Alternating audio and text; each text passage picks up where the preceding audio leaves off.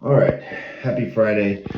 Just wanted to give you guys a little tidbit. So I was doing a little Bible study this morning and just wanted to impress upon you guys the importance of what we say. So we know that death and life is in the power of the tongue. We find that verse in Proverbs.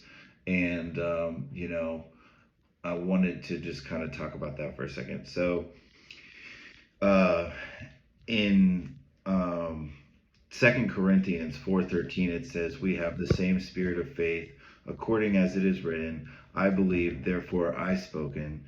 We also believe, therefore we speak. So, we want to be speaking with words of faith, and we don't want to be speaking with words of fear or respect for the circumstances or the way that things look. We see in 2 Corinthians 5:7 that we walk by faith and not by sight. So I would even make a little twist to that and say that we talk by faith and not by sight. So, the term calling it like you see it, like, don't do that. Like, call it like you believe it. So, yeah, so just because it looks a certain way, it doesn't mean that you need to be speaking that way. Walk by faith, talk by faith, not by sight. In 2 Corinthians 5:17, it says, if any man be in Christ, he is a new creation. Old things are passed away. Behold, all things become new.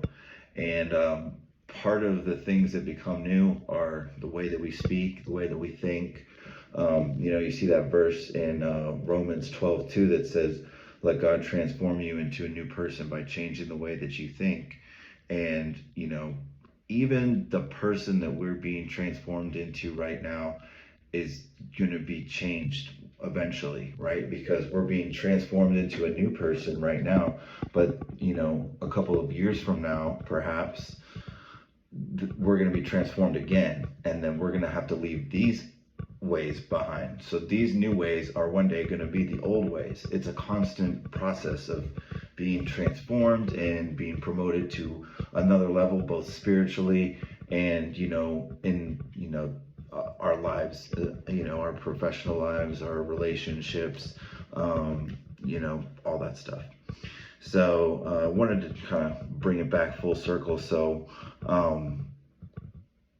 Abraham called forth those things that be not as though they were. We see that verse in Romans 4:17. But if you just look through the whole story of Abraham, we're not really going to get into it. But he changed his name to reflect where he was going and what he was believing. He had such a strong faith and such a strong conviction of believing for the change in his life that he changed his name so that when people called him, that his name would call to his remembrance what he was believing for and the new man that he was being transformed into, which is really cool.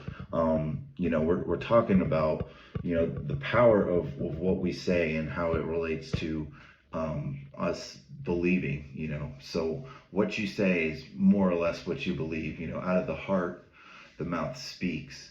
So just be very mindful about what you're saying. So in Mark 11:24 it says, when you pray, believe that you have already received what you're asking for and you will have it. So it also says in Mark 11:23 that you shall have whatever you say.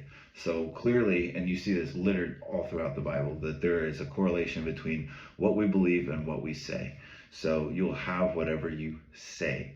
So don't be talking about how you have such a piece of crap car that you don't think it's going to make it where it's supposed to go. Don't be talking about how your job is, so stressful, or how you're never making enough to make ends meet. Don't be talking about how your relationship is so poor with your wife or your girlfriend or whatever the case is. Don't be talking about how you're never going to get in shape to the level that you want to be.